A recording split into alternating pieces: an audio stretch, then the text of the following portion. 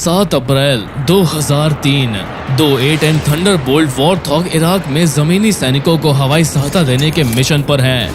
कप्तान केम किलर चीक कैम्पबेल और उनके फ्लाइट लीडर लेफ्टिनेंट कर्नल रिक बेनो टर्नर इलाके को ढक रहे विशाल रेतीले तूफान की ओर बढ़ते हैं। तभी नीचे युद्ध से कॉल आती है। यार्डो 5, ये एडवांस 33 है।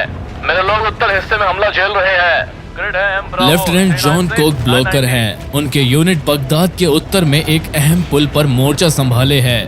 अब इराकी फौज उसे बचाने पहुंची है। वो सीधा अमेरिकी पोजीशंस पर RPG से हमला कर रहे हैं। कॉपी 0506 रास्ते में है।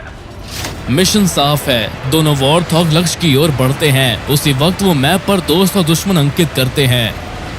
टर्नर नीचे उड़ते धूल के बादलों को अपनी दूरबीन से देखता है। उसे एक खाली जगह दिखाई देती है। वो विमान उल्टा करके जोर से स्टिक खींचता है, मौसम के नीचे उतरते हुए। रेडियो पर कैम्पबेल उसकी आवाज सुनती है। ठीक है कैसी, तुम्हारी बारी है। वो भी वही चाल चलती है और उसके पीछे उतरती है। नीचे जाते ही वॉरथॉग पर एक साया पड़ता है। दोनों विमान तूफान से बाहर निकलते हैं। नीचे पूरा इलाका जंग में है। गलियों में धमाके, धुएं और ट्रेसर्स गोलियां बरस रही हैं। जमीन पर इराकी शोर सुनते हैं और ऊपर A-10 विमानों को देख लेते हैं। वो अपनी बंदूक घुमाते हैं और हमला करते हैं। वही विमान में एक धमाका किम को झकझोर देता है। ये उसके विमान से कुछ ही गज दूर विमान विरोधी हमला है। इतना करीब की झटका महसूस होता है। वो रेडियो पर टर्नर को सुनती है। एडवांस 33 यार्ड 0506 इलाके में है। लक्ष्य पुल के नीचे है, पूर्व में। टर्नर 1 मील आगे है और बताता है कि वो अकेले जा रहा है। यार्ड 05 उत्तर दिशा से। वो पानी के बेहद करीब उत्तर से नीचे उतरता है। वो इमारतों के पास से उड़ता है और दुश्मन के हमले झकझोरते हैं। लेकिन अभी भी उसके पास थोड़ा सरप्राइज बचा है। वो अटैक रन सेट कर रहा होता है। तभी रेडियो पर ग्राउंड कंट्रोल कोक का संदेश आता है।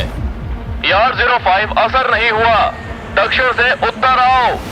दोनों वॉरथॉग ऊपर खींचते हैं और दोबारा दक्षिण की ओर उड़ते हैं और नदी के ऊपर से नीचे उड़ान में प्रयास करते हैं। अब खबर फैल चुकी है और इराकी जानते हैं वो यहाँ है। कैम्पबेल रेडियो पर टर्नर की आवाज सुनती है। वेज, निशाने पास गन। कॉपी। कैम्पबेल तुरंत वेज फॉर्मेशन में आती है और दिन के पहले हमले के लिए तैयार होती है। भारी खतरे के बावजूद टर्नर बम नहीं बंदूकें चलाने का सोचता है।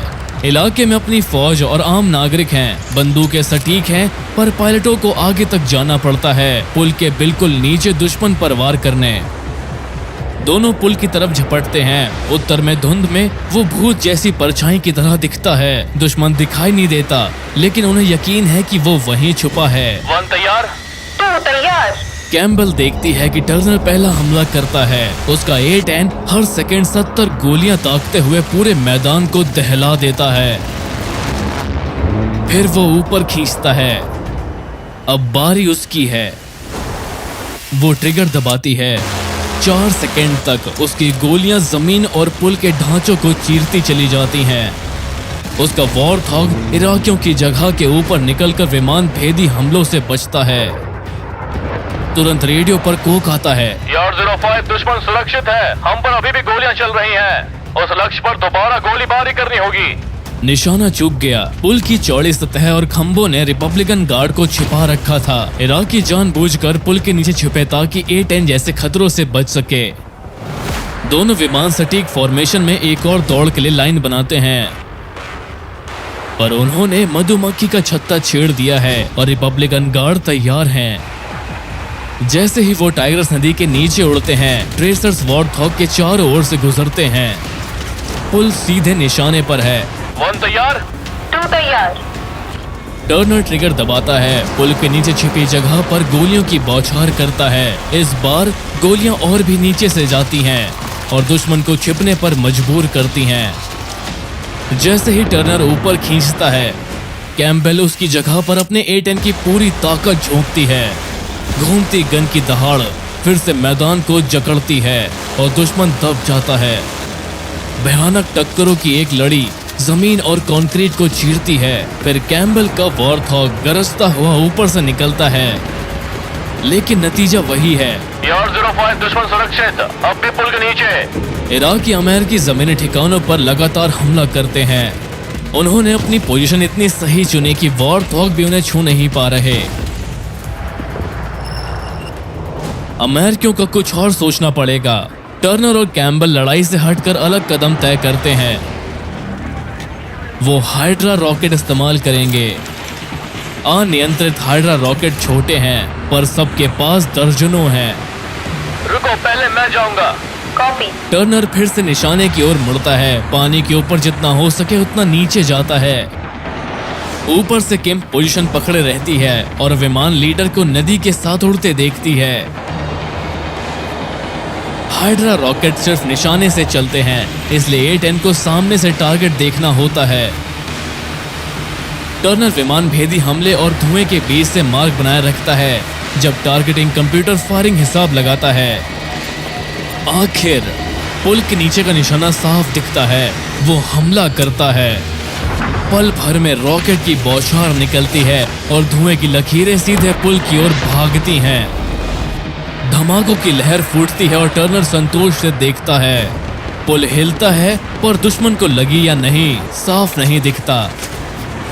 कोक फिर से रेडियो पर आता है। नेगेटिव नेगेटिव, अंदर नहीं गया, बस ऊपर ही फटा है। टर्नर किस्मत को कोसता है। वो कैम्बल को संकेत देता है कि अब उसकी बारी है। क्लियर है। टू दक्षिण से आ रही है। किम गोता लगाती है और पोजीशन लेती है।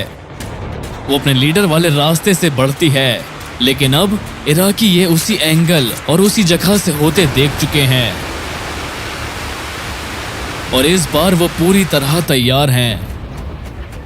कंधे से दागने वाले मैन पैड के साथ एक इराकी A-10 थंडरबोल्ट को साइट में देखता है। कैम्बल रेटिकल सेट करती है, पुल के ठीक नीचे निशाने रखते हुए, और तेजी से लक्ष्य की ओर बढ़ती है। फिर वो ट्रिगर दबाती है। हाइड्रा रॉकेट एक के बाद एक उसके पंख के नीचे से निकलते हैं, इराकियों की छुपी जगह और आगे बढ़ते हुए।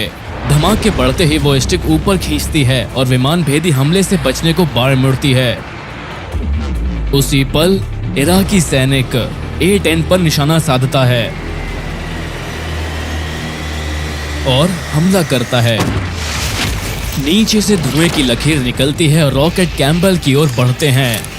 वो भागते हुए A-10 की ओर आता है और पूंछ के पास फटता है। वो कुछ नहीं कर सकती। वो कैनोपी को आग के गोले में घिरते देखती है। जोरदार झटका उसे आगे ढकेलता है और विमान की नाक नीचे शहर की ओर झुक जाती है। अरे नहीं, तुमको लगा। जमीन पर इराकी जश्न मनाते हैं। एक गिरा दिया।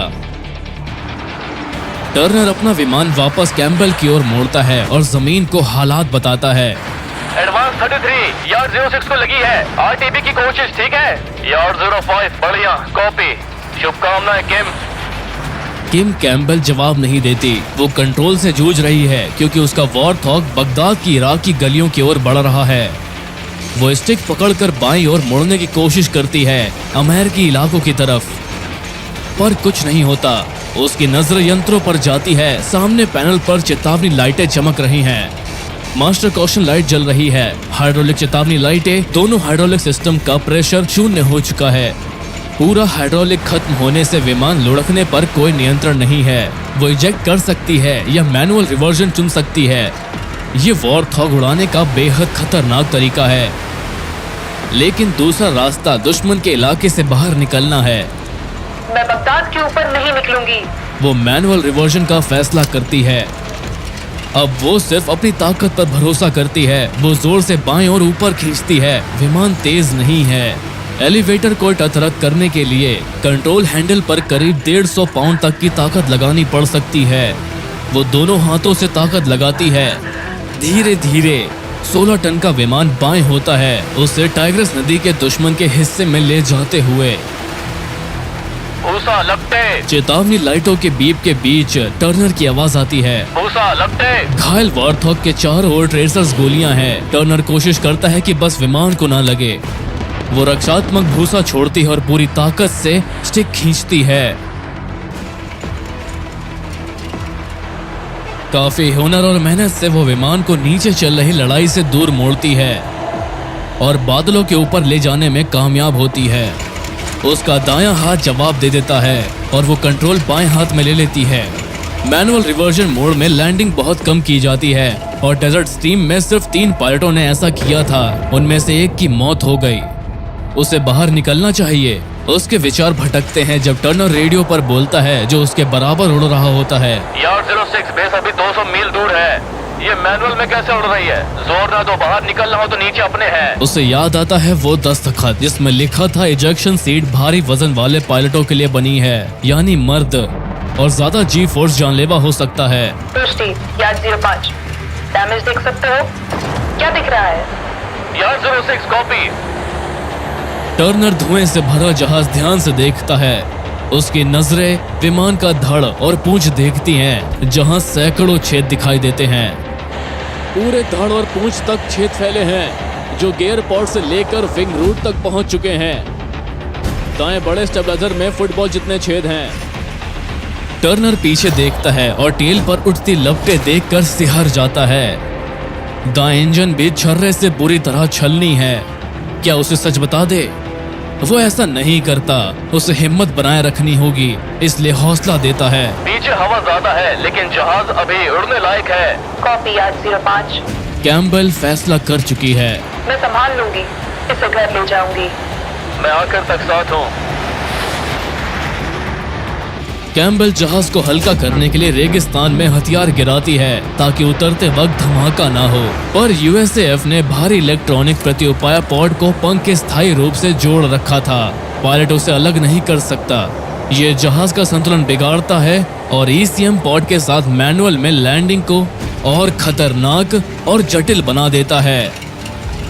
उसे बेस पर वापस आने की 1 घंटे की उड़ान में बिगड़ती वायु गति के खिलाफ लड़ना पड़ता है। आखिरकार कुवैत का अल जबेर हवाई अड्डा नजर आता है। वो सहायक हैंडल से गियर नीचे करती है। हर पल अनंत लगता है जब तक गियर लाइट नहीं जल जाती। वो जितना हो सके लैंडिंग के लिए तैयार है। यार्ड 06, इमरजेंसी, गियर नीचे, पूर्ण विराम।